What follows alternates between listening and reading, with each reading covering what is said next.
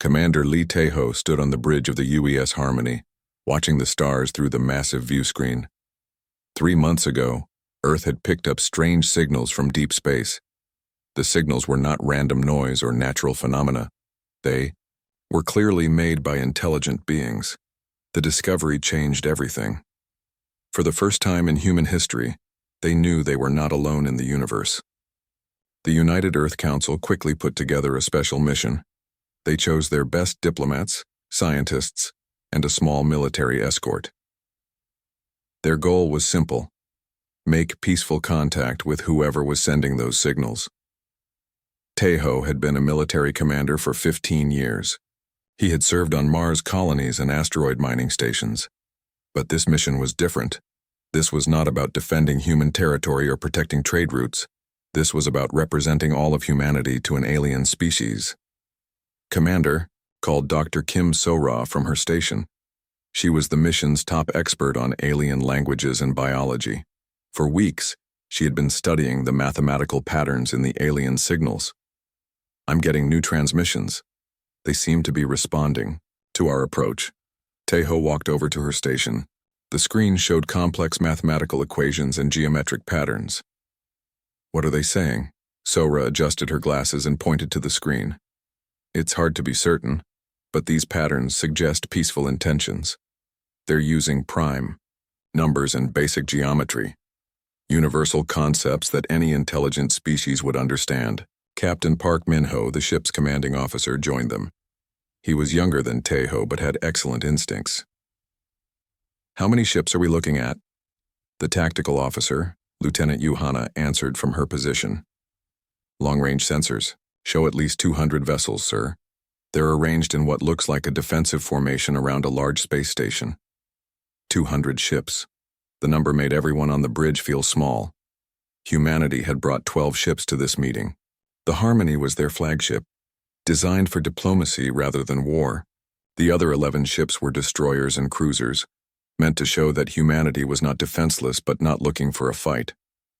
"Sir," Yuhana continued, "the alien ships are massive. Each one is at least twice the size of our largest vessels. Their technology appears to be very advanced." Taeho nodded slowly. They had expected this.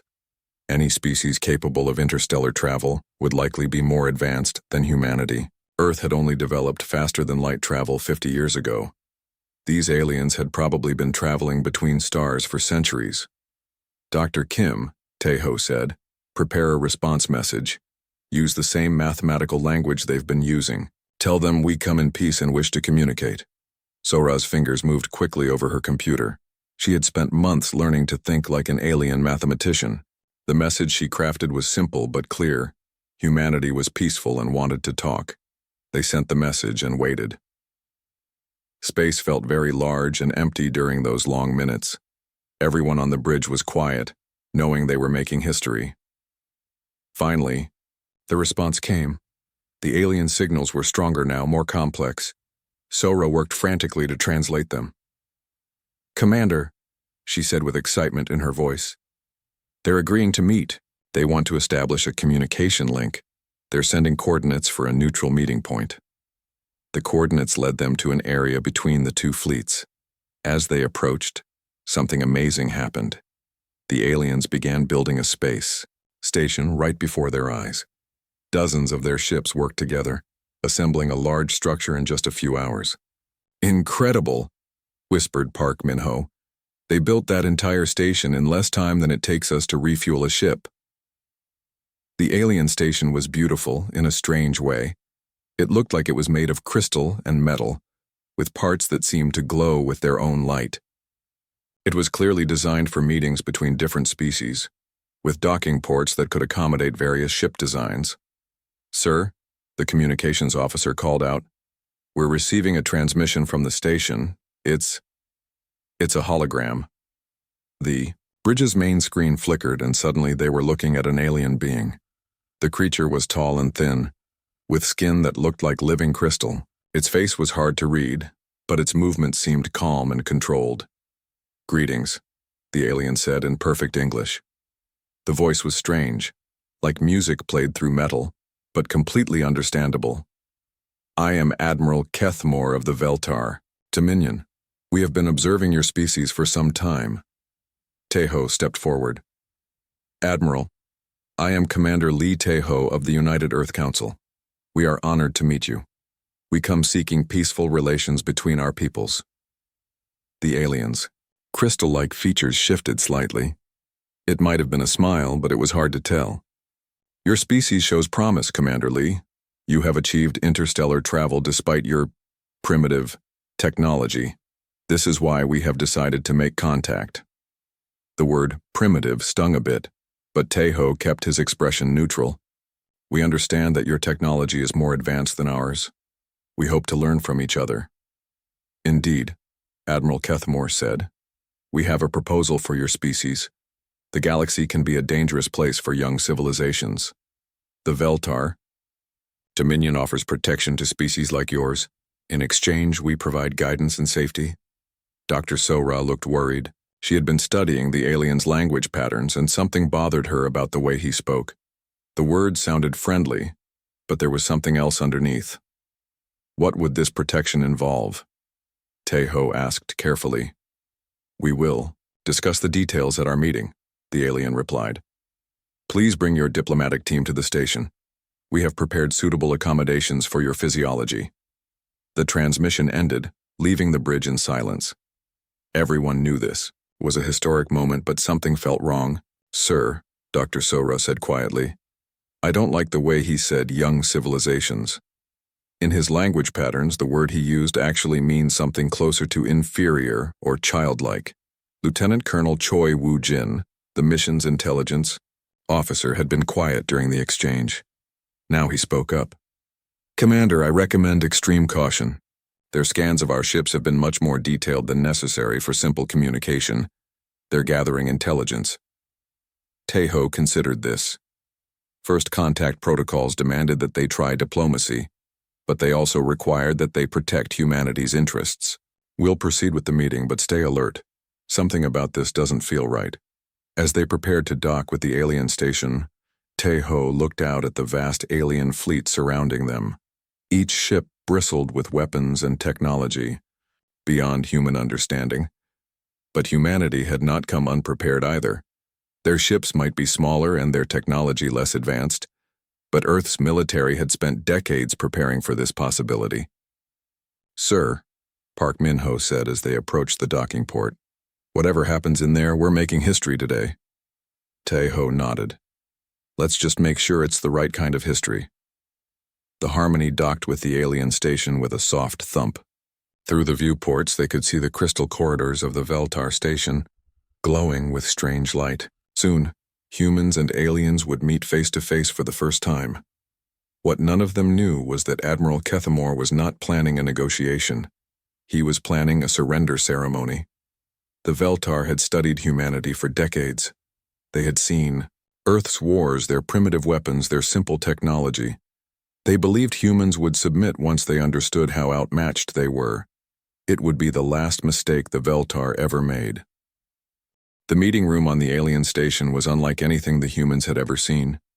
The walls seemed to be made of living crystal that pulsed with soft light. The air tasted strange but breathable. Everything was designed to be beautiful, but also to remind visitors that they were in an alien place. Ambassador Yang Ji-woo led the human diplomatic team.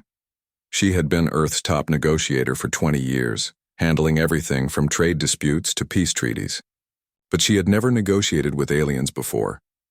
Beside her sat Dr. Kim So-ra, who would handle translation, and Lieutenant Colonel Choi Woo-jin, who watched everything with the careful eyes of a military intelligence officer. The Veltar delegation entered through a doorway that seemed to grow out of the wall itself. Admiral Kethmore walked in front, his crystal skin reflecting the room's light. Behind him came several other aliens, including one who introduced himself as Diplomat Zeknal. Zeknal was smaller than the Admiral, but moved with obvious authority. When he spoke, his voice carried the sound of wind through metal pipes. Welcome, humans, to this historic meeting. We are pleased that your species has accepted our invitation. Yang Ji-woo smiled diplomatically. Thank you for this opportunity. Earth is eager to establish friendly relations with the Veltar Dominion. Excellent, Zeknal said, settling into a chair that seemed to grow from the floor to fit his body. Perfectly. Let us discuss your species' future under our protection. The words sent a chill through the human delegation. Yang Jiwu kept her voice steady. We're certainly interested in mutual cooperation and friendship between our peoples. Admiral Kethmore made a sound that might have been laughter. Friendship? My dear humans, you misunderstand your situation. We are not offering friendship. We are offering survival. Dr. Sora's translation device worked quickly to process the alien language. She noticed that the Admiral's words carried additional meanings in his own tongue. When he said survival, he also meant mercy. Perhaps you could explain what you mean by protection, Yang Jiwu said carefully. Diplomat Zeknal activated a holographic display above the table. It showed a map of the local galaxy, with different areas marked in various colors. The red areas are controlled by hostile species. The yellow areas are dangerous territory with pirates and raiders. The green areas are under Veltar protection. The EU map showed that most of the galaxy was red or yellow. Only small patches were green. Earth sat in a red zone, surrounded by danger marks. Your world is in a very dangerous neighborhood, Zeknal continued. Species like the Krexani would destroy your planet just for the resources. The Mordak would enslave your entire population. Only under Veltar protection can humanity survive, Lieutenant. Colonel Choi Woo-jin studied the map carefully. Something bothered him about it, but he couldn't put his finger on what. What would this protection cost us? Yang Jiwu asked. Admiral Kethmore leaned forward. The price is reasonable. You would relocate your population to worlds we have prepared for you. Worlds that are safer and more suitable for a primitive species like yours. And our homeworld? Earth has valuable resources that the Dominion requires. Do not worry. We will put the planet to good use. The casual way he spoke about taking Earth made Yang Jiwu's blood run cold, but she kept her diplomatic mask in place. That seems like a significant change for our people. What about our technology and our military? Zeknal made another laughing sound. Your military? We have studied your weapons for decades. You still use chemical explosives and metal projectiles. Your largest ships are tiny compared to ours. Your advanced fusion reactors produce less energy than our smallest power cells. He activated another hologram showing human and Veltar technology side by side. Human ships looked like metal boxes next to the elegant alien vessels. Human weapons appeared crude compared to the Veltar energy cannons. You see, the diplomat continued, your species is like a child playing with toys.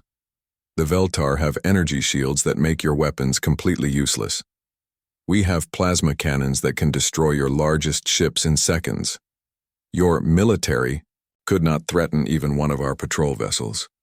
Dr. Sora noticed that Admiral Kethmore was watching the humans' faces carefully. He seemed to enjoy seeing their reactions to these revelations. Of course, Zeknal added, we do not expect you to understand advanced technology immediately. Under our guidance, your species will eventually learn to be useful. We have successfully integrated 47 primitive species into the Dominion. Most of them are now content in their roles.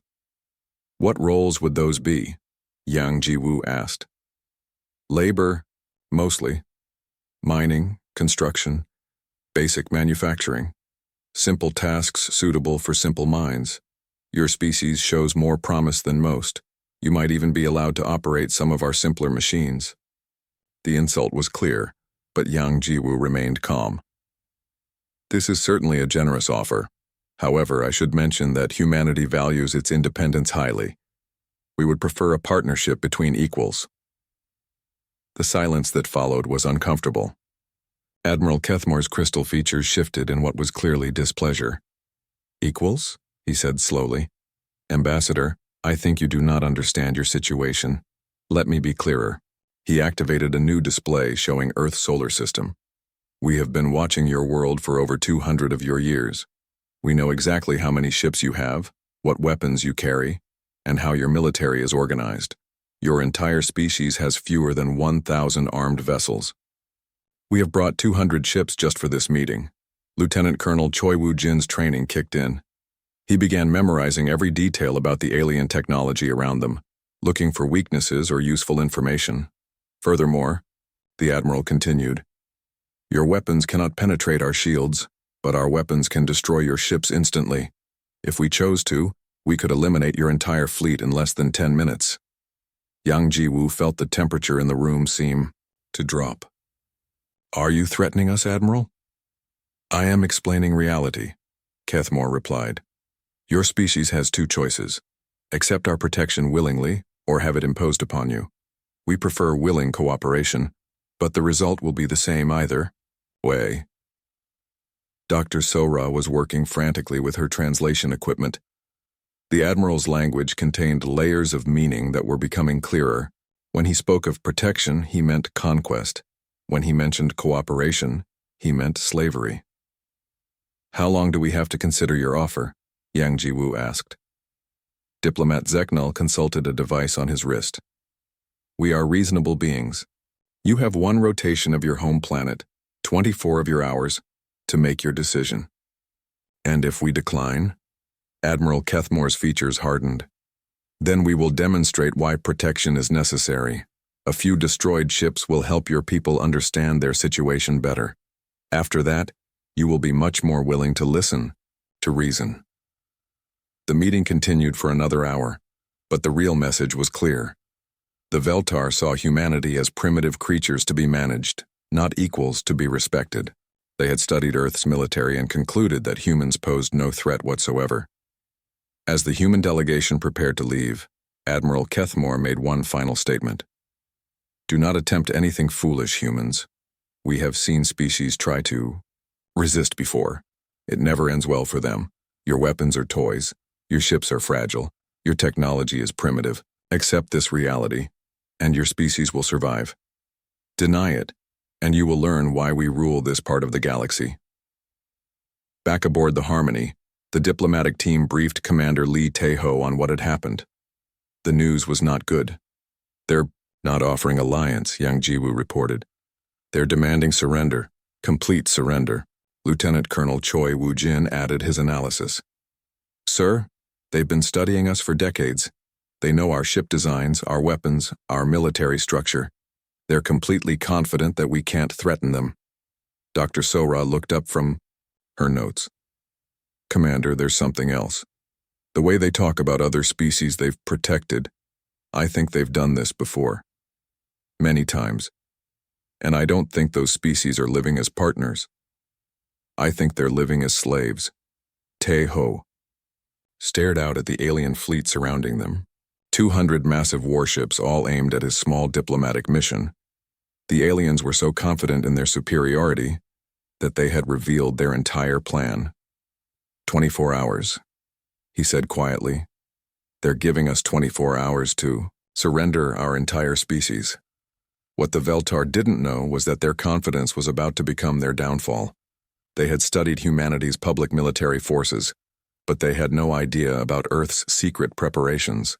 For 50 years, human military planners had been preparing for exactly this situation.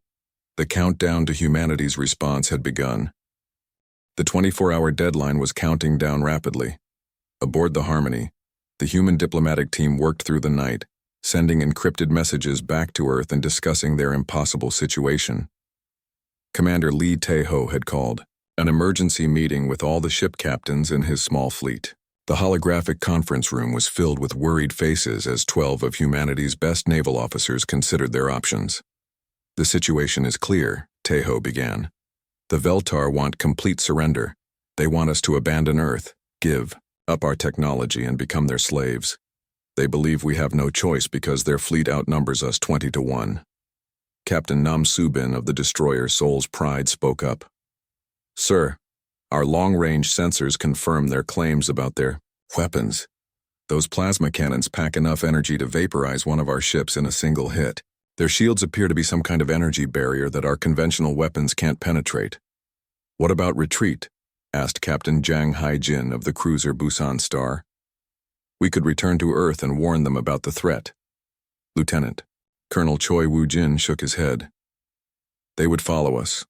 Admiral Kethmore made it clear that they know exactly where Earth is and how to get there. Running would just delay the inevitable. Dr. Kim Sora had been quiet during most of the meeting, but now she looked up from her translation work. There's something else. I've been analyzing their communications for patterns. The Veltar are incredibly arrogant. They genuinely believe that we're too primitive to pose any threat to them. Based on what we've seen, they might be right, Captain Park Min-ho admitted reluctantly. What none of the human officers knew was that their encrypted communications were being monitored by Admiral Kethmore himself.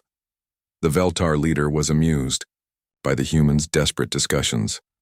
Look at them scramble, he told diplomat Zeknal as they watched the human ships through their advanced sensors. They're like insects trying to understand thunder. Soon they will realize that resistance is impossible. Should we prepare for their surrender? Zeknal asked. Of course.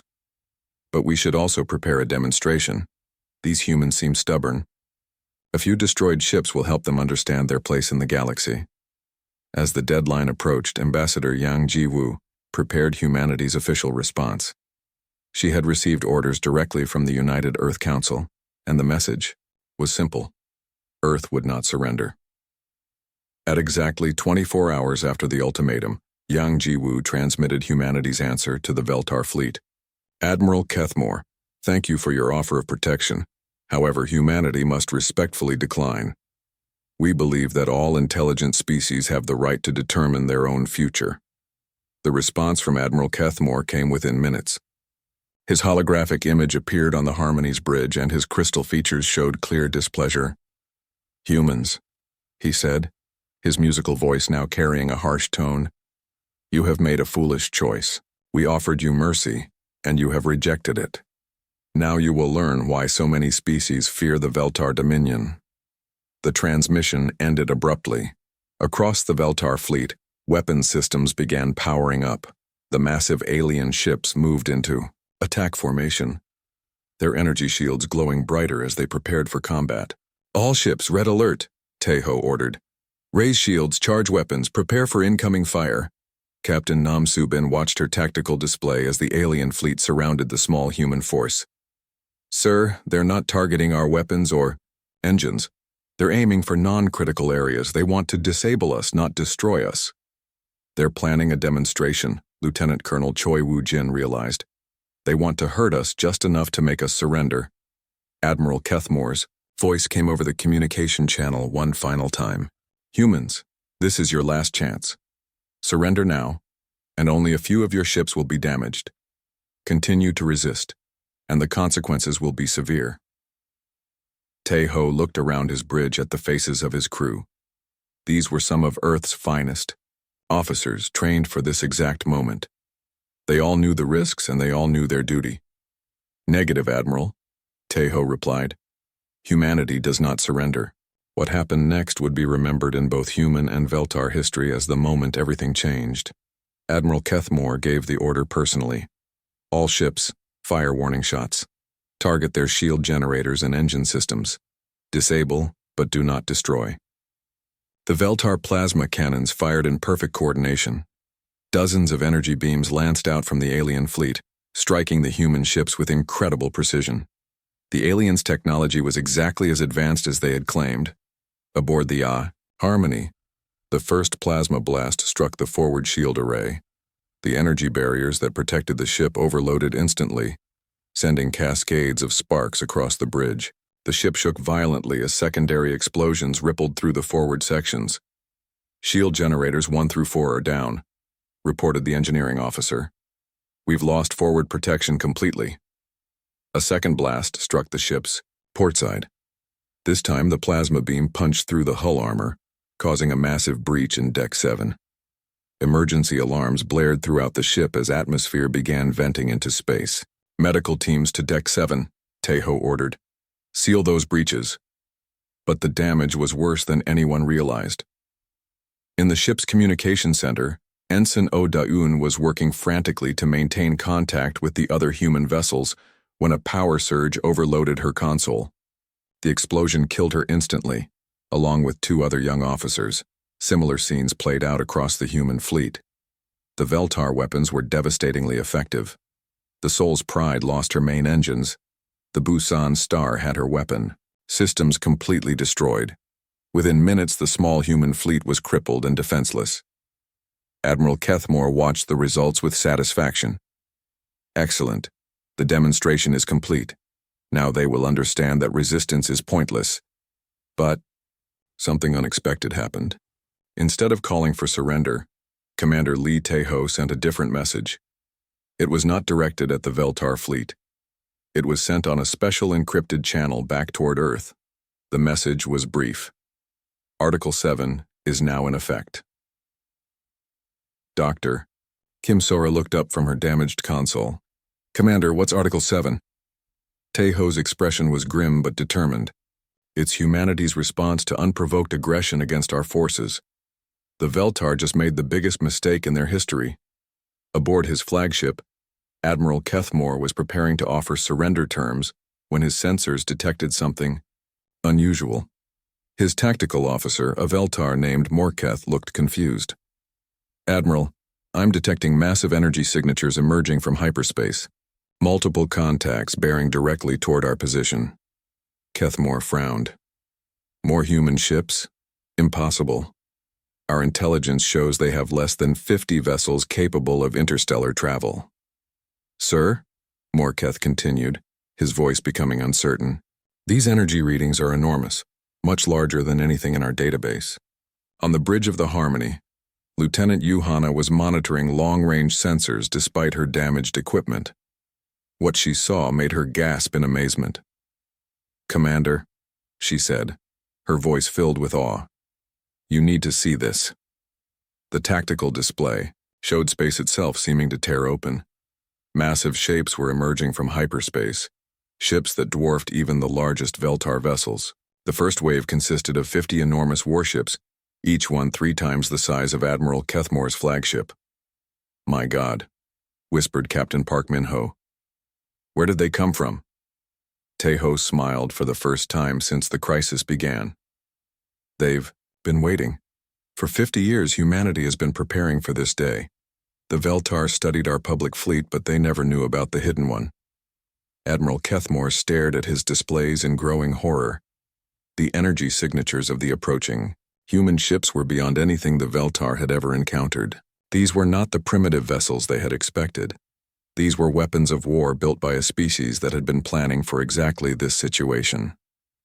Sir, Morketh reported, his voice now shaking. I'm reading weapon systems unlike anything in our database. Energy levels that shouldn't be possible. Admiral, these ships, they're designed specifically to counter our technology. For the first time in his long career, Admiral Kethmore felt something he had never experienced before. Fear. The humans had fired no shots. They had built no empire. They had made no threats. But when the Veltar drew first blood, they discovered that humanity's greatest strength was not their technology or their weapons. It was their patience and their ability to prepare for the worst while hoping for the best. The Veltar had fired the first shot, and now they were about to learn what humanity had been building while they watched and waited. Admiral Hong Ki-tae commanded the approaching human fleet from the bridge of the dreadnought Thunderstrike. He was a veteran of 30 years in Earth's secret military program, and he had trained his entire career for this moment. Admiral, his communications officer reported, we're receiving Commander Lee Tae-ho's Article 7 authorization. The diplomatic mission has taken casualties. Hong Ki-tae's jaw tightened. Article 7 was humanity's most classified military protocol. It authorized unlimited retaliation against any species that drew first blood against human forces. For 50 years, it had remained unused, known only to the highest levels of Earth's military command. How many casualties? He asked. At least 6 dead, sir, including Ensign Oh Da-yoon. She was only 22 years old. The bridge fell silent. Everyone aboard the Thunderstrike knew what this meant. The aliens had killed humans. Young humans who had been on a peace mission. There would be consequences. Signal the fleet, Hong Ki-tae ordered. All ships are authorized for immediate combat operations. Rules of engagement, total warfare. On the moon, General Shin Yo-jin received the Article 7 activation through quantum entanglement communicators. The message traveled instantly, across the solar system, triggering protocols that had been waiting for decades. "Activate Sword of Damocles," she ordered her staff. "All hidden fleets are now combat-ready. Begin Phase 2 deployments." Deep in underground bunkers across the solar system, massive military installations came to life. On Mars, beneath the mining colonies, enormous shipyards opened their hidden doors. In the asteroid belt, disguised mining stations revealed their true purpose as military bases. Near Jupiter, what appeared to be research stations suddenly launched, squadrons of warships. The Veltar had studied humanity for decades, but they had only seen what humanity wanted them to see. Earth's real military had been hidden in plain sight, disguised as civilian operations and research projects. Back at the first contact site, Admiral Kethmore stared at his tactical displays in growing disbelief. 50 massive human warships had already emerged from hyperspace, and more were arriving every minute. "Sir," his tactical officer Morketh reported, "I'm counting 150 human vessels. All of them are larger than our dreadnoughts."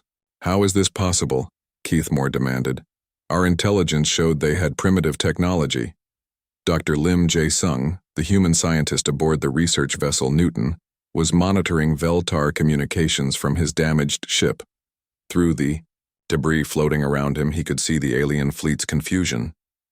"Admiral Kethmore," he transmitted on an open channel, "you studied humanity for decades, but you made one critical error.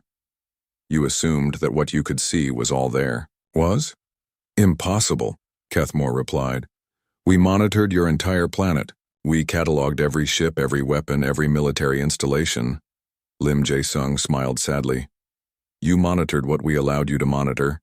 For 50 years, humanity has been preparing for the possibility that we might encounter a hostile alien species. Every mining operation, every research station, every civilian project has had a secondary purpose." As if to prove his point, another wave of human ships emerged from hyperspace. These were even larger than the first group, and their hulls bristled, with weapons that the Veltar couldn't identify. Captain Kang Bora commanded the lead ship of the second wave, the massive dreadnought Indomitable. Her ship alone was larger than most Veltar battle cruisers, and it carried weapons that had been designed specifically to counter energy-based defenses. "Target the alien flagship," she ordered her weapons officer. "Prepare kinetic bombardment systems." The weapons officer, Commander Yoon Si-woo, had been training with these systems for 15 years. "Kinetic rounds loaded and ready, Captain. Tungsten projectiles, 15% light speed. Fire when ready." What the Veltar didn't understand was that humanity had taken a completely different approach to weapons development. Instead of trying to match alien energy weapons, human scientists had perfected kinetic systems. Physical projectiles accelerated to incredible speeds. The first salvo from the Indomitable consisted of 12 tungsten rods, each one weighing several tons, and traveling at nearly 50,000 kilometers per second. The Veltar's energy shields, so effective against plasma weapons, were designed to deflect energy, not solid matter. Admiral Kethmore watched in horror as the projectiles passed through his flagship's shields as if they weren't there. The tungsten rod struck his ship with the force of nuclear weapons, punching completely through the hull and out the other side. The Eternal Glory, flagship of the Veltar fleet and pride of their military, simply disintegrated. The kinetic energy from the tungsten rounds shattered the massive vessel into thousands of pieces. Admiral Kethmore's final transmission was a shocked gasp before his ship was destroyed. The destruction of their flagship sent panic through the Veltar fleet. They had never encountered weapons that could simply ignore their energy shields. Their entire military doctrine was based on the superiority of their defensive systems. "All ships," came the panicked voice of Vice Admiral Talketh, who had assumed command, "return fire. Destroy the human vessels." The Veltar plasma cannons opened fire, sending hundreds of energy beams toward the human fleet. But the human ships didn't behave like anything the aliens had encountered before. They moved with impossible precision, their formation shifting and adapting in real time. Captain Seo Hyun-woo commanded a squadron of Raptor-class cruisers that demonstrated humanity's true technological advancement. His ships used advanced AI systems to coordinate their movements, creating a swarm intelligence that could react faster than any biological commander. "Target the enemy destroyer squadron," he ordered.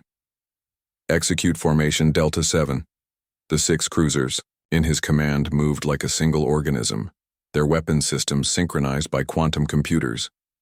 In exactly 30 seconds, they eliminated an entire wing of Veltar destroyers, their kinetic weapons punching through alien hulls with surgical precision.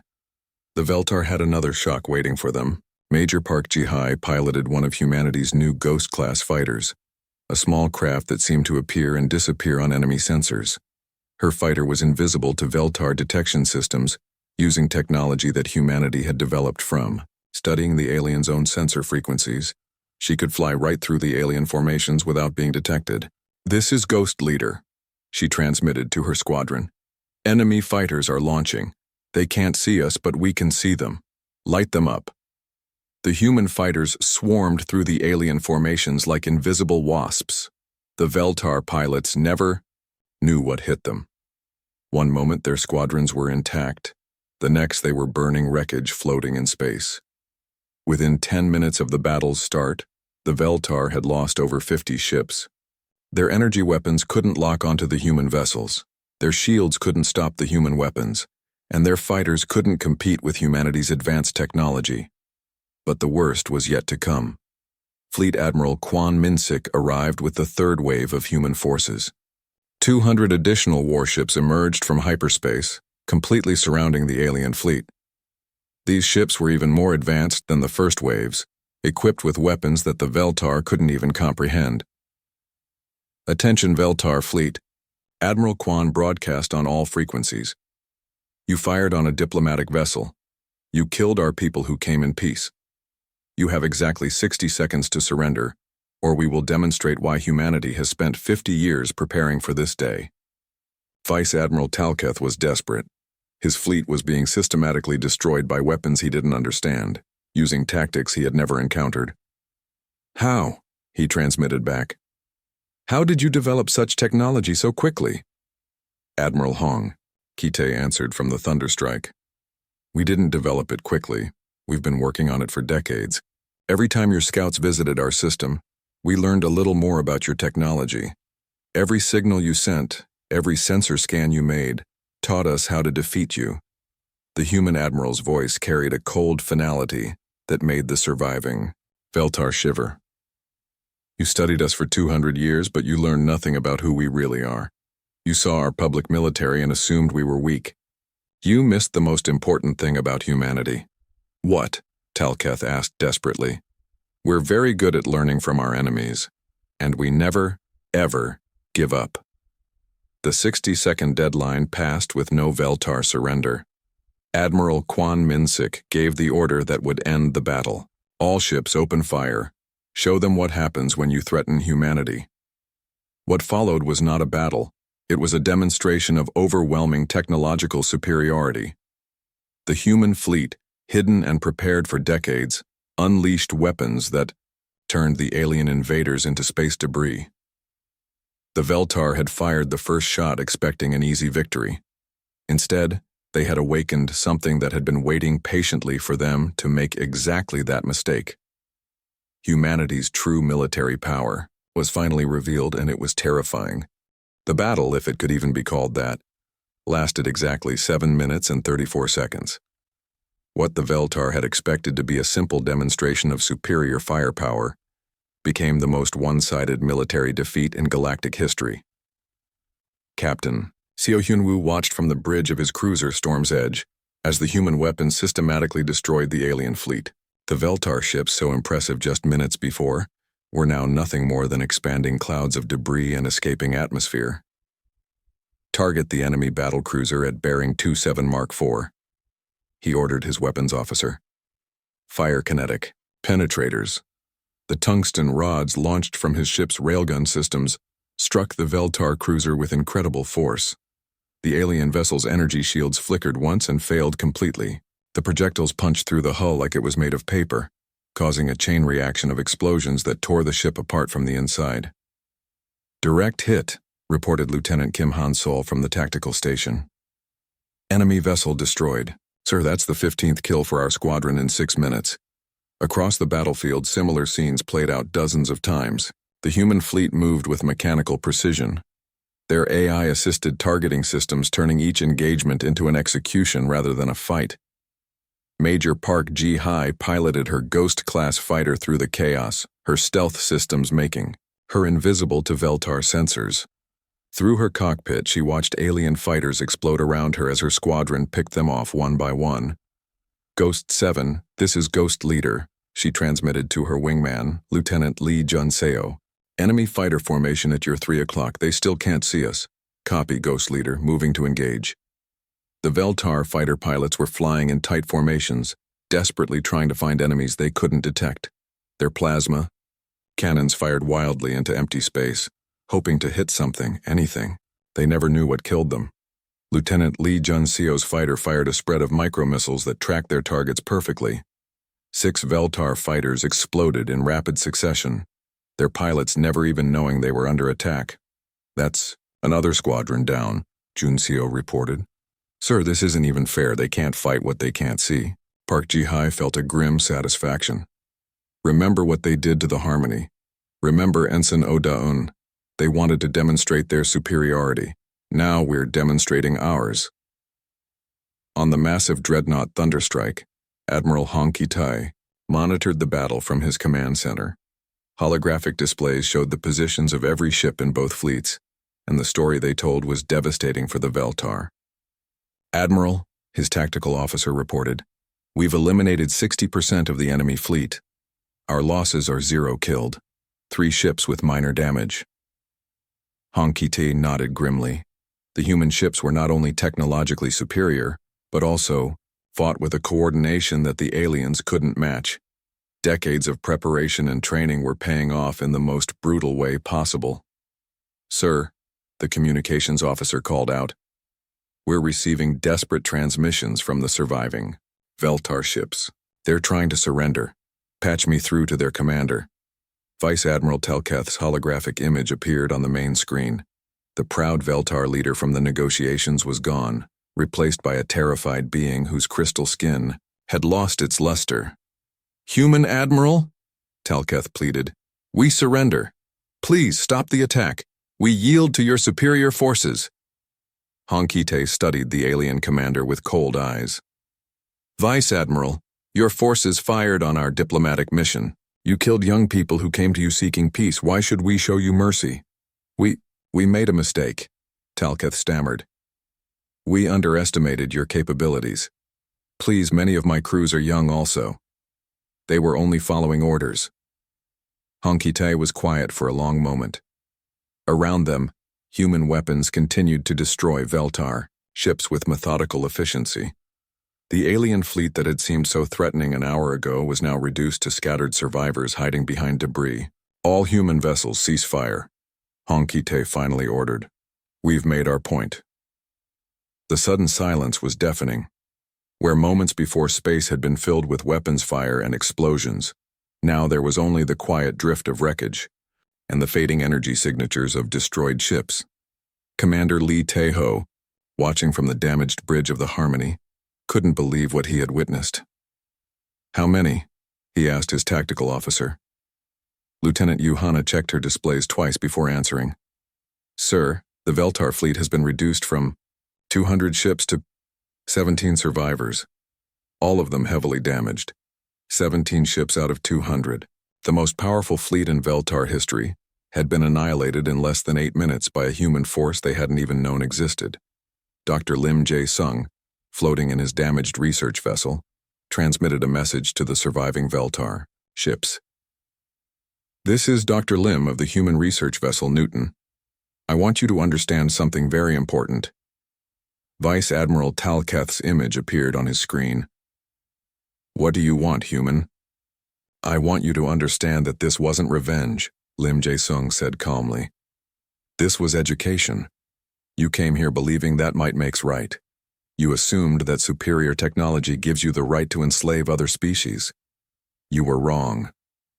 Your technology is clearly superior to ours, Talketh admitted bitterly. You have proven your strength. What happens now? Admiral Hong Kite took over the transmission. What happens now is that you learn a lesson that humanity learned long ago. True strength comes not from the ability to destroy others, but from the wisdom to know when not to use that ability. He activated a general broadcast to reach all surviving Veltar vessels. Your empire will receive a message from us. It will be very simple. Humanity wishes to coexist peacefully with all species, but we will defend ourselves against any aggression. You fired the first shot because you thought we were weak.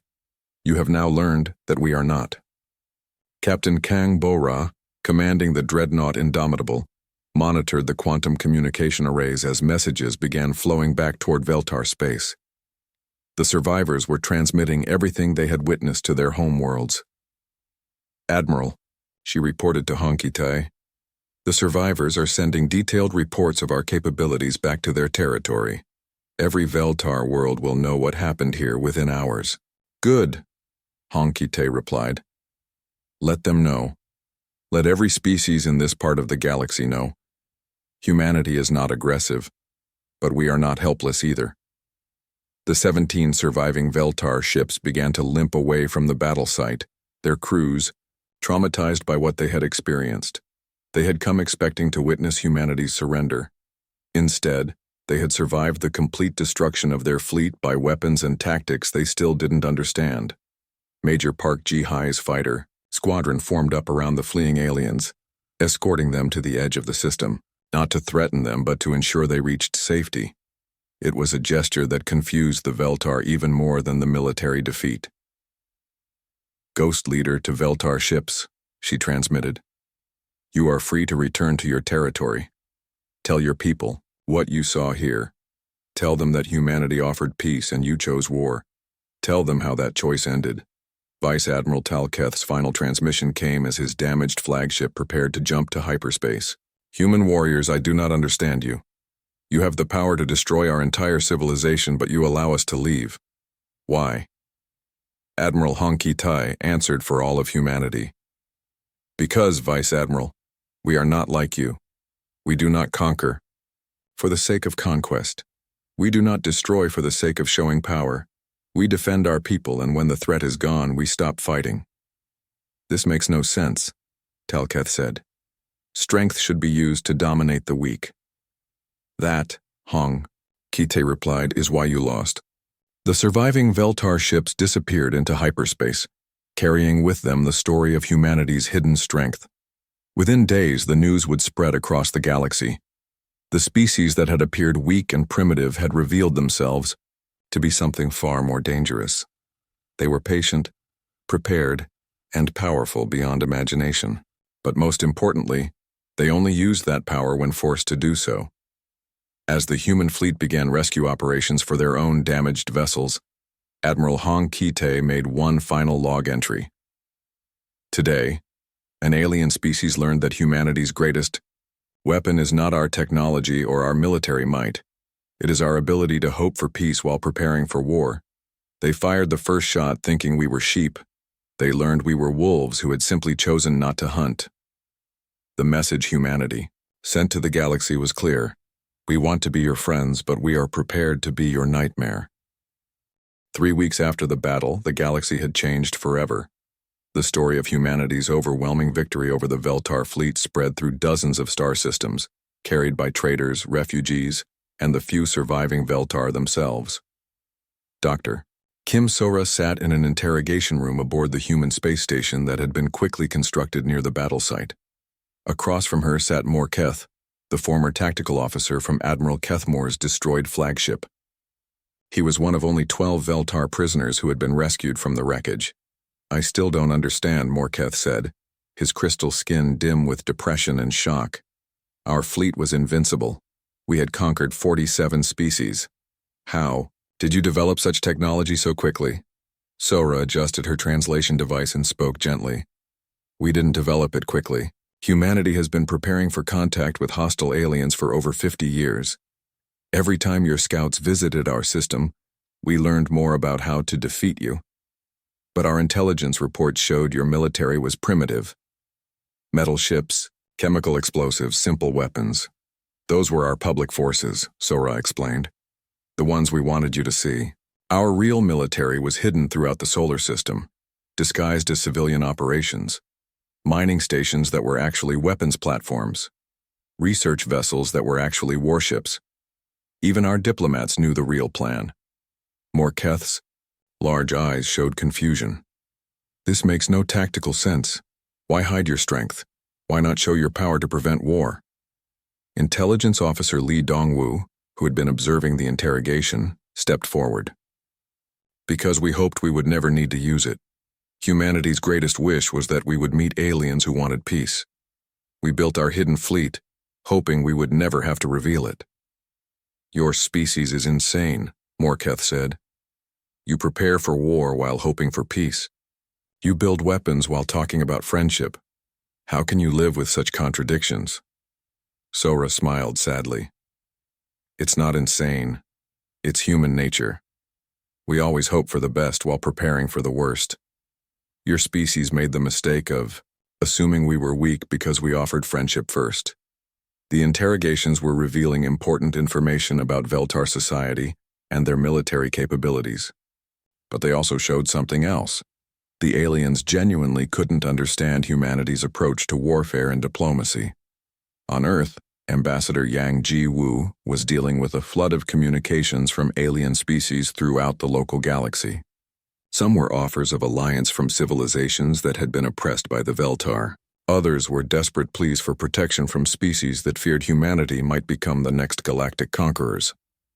Ma'am, her assistant reported, we've received formal diplomatic requests from 37 different alien governments. Most of them want to establish friendly relations immediately. Yang Ji-woo reviewed the list. Many of the names were species that the Veltar had mentioned as being under their protection.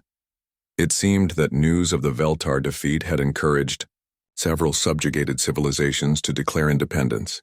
Schedule meetings with representatives from the Kalos Republic and the Theta Colony Alliance first, she decided. They seemed to be legitimate democratic governments that were forced into the Veltar dominion against their will. The most interesting message had come from the Veltar homeworld itself. The Dominion's ruling council had sent a formal communication requesting negotiations with humanity. The tone was very different from Admiral Kethmore's arrogant demands. Captain Nam Subin of the Soul's Pride was leading a patrol mission through the former battle zone when her sensors detected an unusual signal. Her ship had been repaired quickly, but she still carried the scars from the Veltar attack.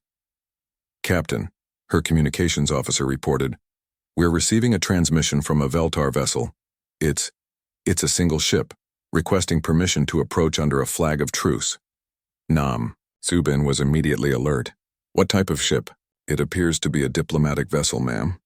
No weapons, minimal shields. The pilot is identifying herself as Ambassador Velmora of the Veltar Council. This was unprecedented. A Veltar diplomat was coming to negotiate with humanity, alone, and defenseless. It showed how completely the balance of power had shifted. Grant permission to approach but maintain full alert status. I want weapons ready but not targeted. Let's see what they have to say. The Veltar diplomatic vessel was small and elegant, designed for travel rather than war. Ambassador Velmora requested permission to meet face-to-face with human representatives, just as humanity had originally requested from them. The meeting took place aboard the human station in the same type of neutral meeting room that the Veltar had used. But this time, the roles were completely reversed. Now it was the alien who was asking for humanity's terms. Velmora was older than the other Veltar they had encountered, her crystal skin showing the patterns that indicated advanced age among her species. When she spoke, her voice carried none of the arrogance that had characterized Admiral Kethmore and diplomat Zeknal.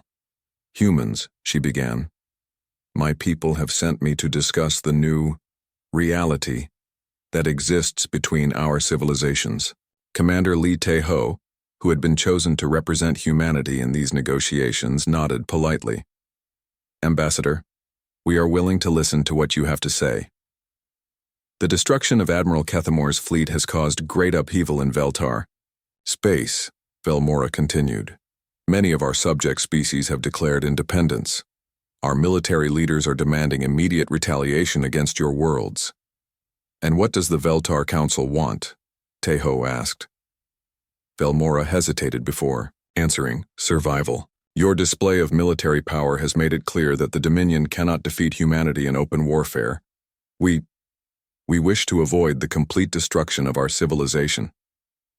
Dr. Kim Sora, who was again handling translation duties, noticed something important in the ambassador's word choices.